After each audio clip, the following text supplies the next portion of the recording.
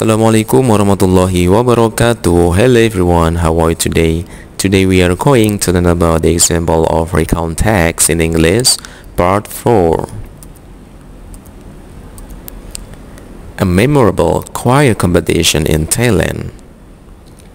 Last year, my school choir team and I had an unforgettable opportunity to participate in international choir competition held in Bangkok, Thailand. It was a thrilling experience that I will always cherish.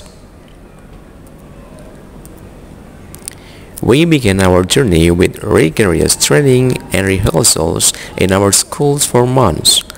Under the guidance of our dedicated choir master, we improved our vocal abilities and learned a wide range of songs in various languages, including a beautiful traditional Thai song.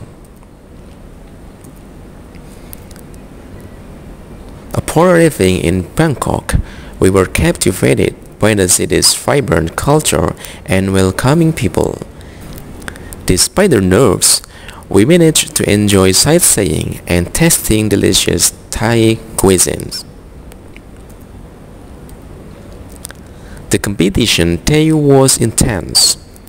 Choirs from various countries showcased their talent, and the level of the competition was high. The grand auditorium was filled with anticipation, and the harmonious melodies of different songs echoed throughout the room. When it was our turn, I remember feeling a mix of excitement and nervousness.